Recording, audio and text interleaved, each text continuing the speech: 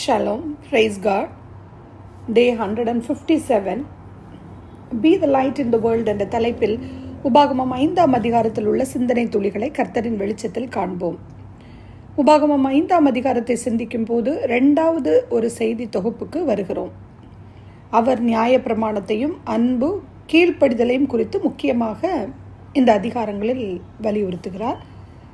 உபாகமம் 5 முதல் 7ஆம் அதிகாரம் வரைக்கும் 10 கற்பனைகளை குறித்தும் அதற்கான விளக்கங்களையும் வாசிக்கலாம். சீனாய் மலையில் தேவன் முதலாக 10 கற்பனைகளை கொடுத்த போது அதை கேட்ட மக்கள் மரித்து போய் விட்டார்கள். சிலருடைய சரீரங்களில் உள்ள எலும்புகள் மண்ணின் மேலேயும் சிலருடைய சரீரங்களில் உள்ள எலும்புகள் மண்ணின் கீழேயும் காய்ந்து கொண்டிருக்கிறது. இந்த புதிய சந்ததியினரை இப்போ ப்ரிப்பேர் பண்ணோம். இதற்காக அந்த மோசே இதற்கான ஆயத்தங்களை செய்து கொண்டிருக்கிறார். இஸ்ரவேலர்கள் வாக்குத்தத்த பூமிக்குள்ளே இப்பொழுது பிரவேசிக்க போகிறார்கள். எனவே அவர்களுக்கு கர்த்தருடைய கட்டளைகளும் கற்பனைகளும் அதற்கான விளக்கத்தையும் கொடுக்கப்பட வேண்டியதாயிருந்தது. 40 ஆண்டுகளில் வனாந்தர அனுபவத்தின் அடிப்படையில் கற்பனைகளையும் கட்டளைகளையும் மோசே விவரித்து சொல்கிறார். ஒருவேளை நாம் நினைக்கலாம், இதை நம்ம ஆல்ரெடி பார்த்துட்டோம், இது யாத்ராகமம் 20ஆம் அதிகாரத்தை மீண்டும் நினைவுபடுத்துகிறது என்று. கிட்டத்தட்ட அதே போல் தான், அதே கான்டாக்ட்ஸ் தான் இதில் இருக்குது. ஏனென்றால் இந்த 10 கட்டளைகள் தான் ஒழுக்கத்துக்கு அடிப்படை சத்தியம். உபாகமம் 5 1ஆம் வசனத்தை பார்க்கும்போது கர்த்தருடைய வார்த்தைகளை குறித்து 4 முக்கியமான காரியங்களை குறித்து செய்ய வேண்டும் என்று சொல்கிறார். முதலாவதாக கர்த்தருடைய கட்டளைகளையும் நியாயங்களையும் அவர்கள் காதுகளால் கேட்க வேண்டும். 2வது அதை அவர்கள் காத்து கொள்ள வேண்டும். அப்படி அவர்கள் காத்து கற்றுக்கொள்ளும் போது அவர்களுடைய இருதயத்திலே அது தங்கி இருக்கும். 3வதாக அதை அவர்கள் கை கொள்ள வேண்டும். இதன் பொருள் என்ன? கர்த்தருடைய வார்த்தைகள் இருதயத்தின் ஆழத்திலே எழுதப்பட வேண்டும். இதை தான் சங்கீதம் 119:11ஆம் வசனத்திலே பார்க்கும்போது, நான் உமக்கு விரோதமாய் பாவம் செய்யாதபடிக்கு உமது வாக்கை என் இருதயத்தில் வைத்து வைத்தேன் என்று கூறியிருக்கிறார். 4வதாக அவருடைய கட்டளைகளை கை கொள்ள வேண்டும். நம் மனதிலும் இருதயத்திலும் கர்த்தருடைய வசனம் மட்டும் இருந்தால் போதாது, அதை நம் கரங்களும் கால்களும் நிறைவேற்ற வேண்டும். ஃபார் எக்ஸாம்பிள் பார்த்தீங்கன்னா, அந்த கட்டுமான பொருட்கள் அதில் தூக்கு நூல்னு ஒன்று சொல்லுவோம். அதை அவங்க எப்படி பயன்படுத்துகிறாங்களோ அதே போல தான் கர்த்தருடைய கற்பனைகளை நாம் கம்பேர் பண்ணலாம். அது நம் இருதயத்தை காட்டும் கண்ணாடி. நம் வாழ்க்கை பயணத்தின் தெளிவு சுழிவுகளிலும் நாம் செல்லும்போது நம்முடைய பாதையை சரியாக காட்டும். நம்முடைய வாழ்க்கையின் விளக்காக அது இருக்கிறது. கலாத்தியர் 2:15 வசனத்தை வாசிக்கும் போது, எந்த ஒரு மனிதனும் நியாயப்பிரமாணத்தினாலே நீதிமானாக்கப்படுவதில்லை. ஏன்? எந்த ஒரு மனிதனும் நியாயப்பிரமாணத்தை முழுமையாக நிறைவேற்ற முடியாது. அப்படி என்றால் நியாயப்பிரமாணத்தினால் என்ன பலன்? கலாத்தியர் 3:19, கலாத்தியர் 3:24-25 இதெல்லாம் நம்ம வாசிக்கும் போது பார்த்தீங்கன்னா, ஒரு ஸ்கூல் டீச்சர் மாதிரி இந்த இடத்துல செயல்படுது. அதாவது கிறிஸ்துவாகிய வித்து வரும் வரைக்கும் அந்த நியாயப்பிரமாணம் கொடுக்கப்பட்டதாக இருந்தது. நியாயப்பிரமாணம் நம்மை சிலுவை அண்டைக்கு கொண்டு ஒரு பாவி உனக்கு ஒரு இரட்சகர் தேவை என்று சொல்கிறது. நியாயப்பிரமாணம் நல்லது தான், அதில் எந்த சந்தேகமும் இல்லை. அதனால்தான் கர்த்தர் மோசேக்கு கொடுத்தார். நியாயப்பிரமாணம் தேவனுடைய மனதை நமக்கு வெளிப்படுத்துகிறது. ரோமர் 3:23 பார்த்தா, எல்லாரும் பாவம் செய்து தேவ மகிமையற்றவர்களாகி இருக்கிறோம். ஸோ உபாகமம் 5:23 வசனத்தை வாசிக்கும் போது, இவர்கள் வனாந்தரத்தில் ஓரை பர்வதம் வரும் வரைக்கும் நியாயப்பிரமாணம் ஆனது. இஸ்ரவேல் ஜனங்களுக்கு அது கொடுக்கப்பட்டது. உபாகமம் 5:5-7 வசனங்களை பார்க்கும்போது, இஸ்ரவேல் ஜனங்கள் எகிப்திலே வாழ்ந்த போது விக்கிரகங்களின் மத்தியில் வாழ்ந்தார்கள். அப்போ மனுஷனுடைய முதல் பாவம் என்ன? அவங்க அநேக கடவுள்களை வழிபட்டதால் தான் இது உண்டானது. உதாரணமாக பாபேல் கோபுரம், அதன் உச்சியிலே அவர்கள் ஒரு பலி செலுத்தினார்கள். அது யாருக்காக? சூரியனுக்காக. இதனால் அவர்கள் தேவனை விட்டு தூரம் போனார்கள். சிருஷ்டிகரை தொழுது கொள்ளாமல் சிருஷ்டியாகிய சூரியனை தொழுது கொண்டார்கள். இதனால் தான் இந்த ஜனங்களுக்கு என்னை என்று உனக்கு வேறே தேவர்கள் உண்டாயிருக்க வேண்டாம் என்று கூறினார்.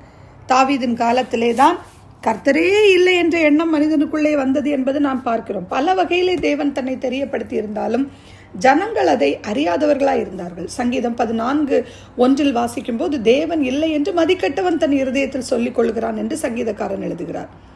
உபாகமம் மறுபடி வசனம் 8:10 நம்ம பார்க்கும்போது இந்த உலகத்திலே 2 வகையான மக்கள் கூட்டங்கள் இருக்கிறதை பார்க்கிறோம். ஒன்று தேவனை பகைக்கிறவர்கள், மற்றொரு கூட்டம் தேவனை நேசிப்பவர்கள். தேவனுக்கு இணையான எந்த ஒரு பொருளையும் இணையாக்கி அதை தொழுது கொள்ளக்கூடாது என்று சொல்கிறார். உபாகமம் 6:5 வாசிக்கும் போது, நீ உன் தேவனாகிய கர்த்தரிடத்தில் உன் முழு இருதயத்தோடும் உன் முழு ஆத்மாவோடும் உன் முழு பலத்தோடும் அன்பு கூறுவாயாக என்று எழுதப்பட்டிருக்கிறது. இதுதான் பிரதான கற்பனை என்று இயேசுவும் கூறியிருக்கிறார்.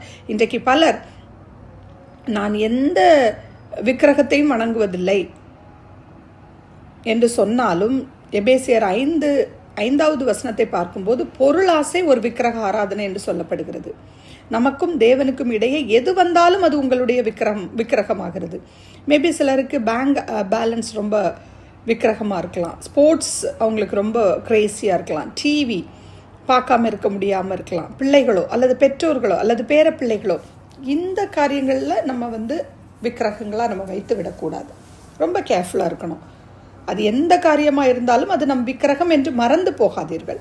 உபாகமம் 5:11 மக்கள் கூட்டம் உள்ள பகுதிக்கு செல்லும் போது மனிதர்கள் எப்படி சபிப்பினாலும் கசப்பினாலும் நிறைந்திருக்கிறார்கள் என்று கவனிக்கலாம். ரோமர் 3:14 வாசிக்கும் போது, அந்த நாட்களிலே பவுல் அப்படி என்று சொல்வார். எப்படி சொல்கிறார் என்றால், இந்நாட்களிலே எத்தனை அதிகமாய் நாம் காண முடியும்னு பவுலே சொல்லியிருக்கிறார் பாருங்க. தேவனுடைய நாமத்தை வீணில் வழங்குகிறவர்களை தண்டியாமல் விடேன் என்று சொல்கிறார். உபாகமம் 5:12-15 பார்க்கும்போது, ஓய்வு நாள் ஆசரிப்பை தவிர மற்ற எல்லா கற்பனைகளும் மீண்டுமாக புதிய ஏற்பாட்டில் சொல்லப்பட்டுள்ளது. ஏன்? யாத்திராகமம் 31:13 வாசிக்கிறோம். ஏன் அவர்கள் அந்த ஓய்வு நாளை ஆசரிக்க வேண்டும்? எகிப்தில் ஏன் அப்படி ஆசரிக்கணும் அப்படின்னு பார்த்தா, அவங்க எகிப்தில் அடிமையாக இருந்தார்கள். தேவன் அவருடைய மகா பெரிய வல்லமையினால் அவங்கள வெளியே கொண்டு வந்தார். உபாகமம் 5:16 இந்த கற்பனையானது தேவனுக்கும் மனிதனுக்கும் நிறைவேற்றப்பட வேண்டிய ஒரு கற்பனையாக இருக்கிறது. நீதிமொழிகள் 1:8 பார்க்கும்போது, என் மகனே, உன் தகப்பன் புத்தியை கேள், உன் தாயின் போதகத்தை தள்ளாதே. இந்த கற்பனையை கை கொள்ளாத எந்த தேசமும் ஆசிர்வதிக்கப்பட போவதில்லை. இன்றைக்கு வளர்ந்து வரும் அநேக நாடுகளிலே இது ஒரு பெரிய பிரச்சனையாகவே இருக்கிறது. எபேசியர் 6:4 பிதாக்களே, நீங்களும் உங்கள் பிள்ளைகளை கோபப்படுத்தாமல் கர்த்தருக்கேற்ற சிக்ஷையிலும் போதனையிலும் அவர்களை வளர்ப்பீர்களாக என்று வாசிக்கிறோம். 2 கற்பனைகளும் ஒன்றோடொன்று அப்பொழுது இணைந்து செல்கிறதே நாம் இங்கே காணலாம். உபாகமம் 5:17 கொலை செய்யாதிருப்பாயாக. கோபத்தினாலோ தனிப்பட்ட விரோதத்தினாலேயோ யாரையும் கொலை செய்யக்கூடாது. உபாகமம் 5:18 இன்றைக்கு பாலியல் பாவங்கள் பெருகின காலத்தில் இருக்கிறோம். உபாகமம் 5:19 களவு செய்யாதிருப்பாயாக. நாட் ஓன்லி திருடுறது, மற்றவர்களின் பொருட்களை தனக்கு எடுத்துக்கொள்ள வேண்டும் என்ற ஆசையும் திருடுவது போலதான். இருதயத்தில் அப்படிப்பட்ட எண்ணமே அது பாவம்தான். உள்ளத்தில் பகை உணர்வு கொண்டாலே அது கொலைக்கு சமம். நம்முடைய உள்ளம் எவ்வளவு சுத்தமாக இருக்கிறது என்று நாம் இந்த வசனங்களின் மூலமாக சிந்திப்போம். ஏனென்றால் கர்த்தர் பரிசுத்தமானவர். உபாகமம் 5:20-21 பார்க்கும்போது, மற்றொருவருக்குள்ளதே நமக்கு வேண்டுகிற எந்த எண்ணமும் பாவம்தான்.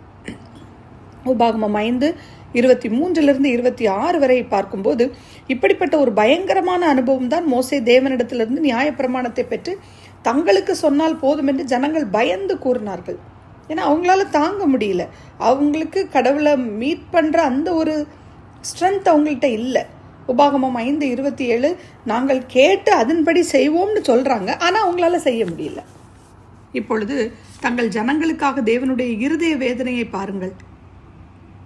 அந்த உபாகமம் 5:29 நம்ம வாசிச்சிங்களா? அதை கவனிச்சிங்களா? அந்த வசனத்தை, இஸ்ரவேல் தேசமானது தேவனுடைய கற்பனைகளுக்கு கீழ்ப்படிவதில் தவறிவிட்டது.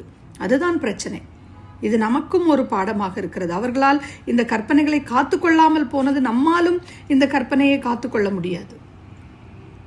கற்பனைகள் நமக்கு காட்டும் கண்ணாடியாக இருக்கிறது. நாம் வீட்டில் வைத்திருக்கும் கண்ணாடி நம்முடைய சரீரத்தில் உள்ள குறைபாடுகளை காட்டலாம், ஆனால் அந்த கண்ணாடி அந்த குறைபாடுகளை, அழுக்குகளை நீக்குவதில்லை. அதே போலதான் நியாயப்பிரமாணங்கள் நம்முடைய பாவத்தை சுட்டி காட்டுகிறது, ஆனால் அது நம்மை ரட்சிக்க முடியாது. நாம் தான் நம்மை கழுவி சுத்தப்படுத்தும் தண்ணீரண்டை வர வேண்டும். அதாவது ஜீவ தண்ணீரண்டை, இயேசு கிறிஸ்துவின் மூலமாக. அது நம்மை இயேசு கிறிஸ்துவனிடம் செல்லும்படியாக கட்டளையிடுகிறது. இயேசு கிறிஸ்துவின் ரத்தம் சகல பாவங்களையும் நீக்கி நம்மை சுத்திகரிக்கும். 10 கற்பனைகளை நம் வாழ்க்கையில் செயல்படுத்த முடியுமா? அதுதான் கேள்வி இங்கே. இதன் பொருள் என்ன? நமக்கு ஒரு இரட்சகர் தேவை.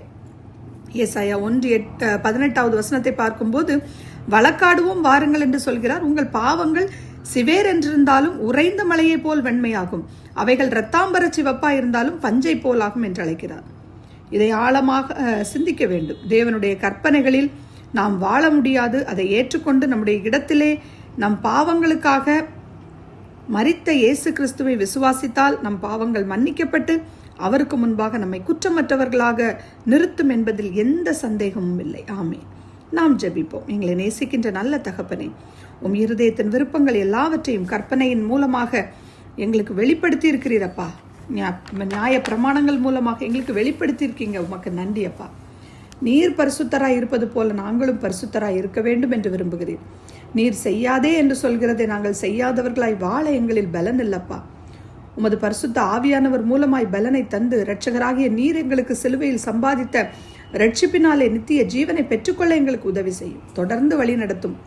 உம்முடைய வசனம் மூலமாக பேசும். எங்களுடைய இருதயத்தில் நாங்கள் காத்துக்கொள்ளுகிறவர்களாக வாழ உதவி செய்யும். இயேசு கிறிஸ்துவின் நாமத்தில் ஜெபிக்கிறேன் எங்கள் நல்ல பரமபிதாவே. ஆமேன்.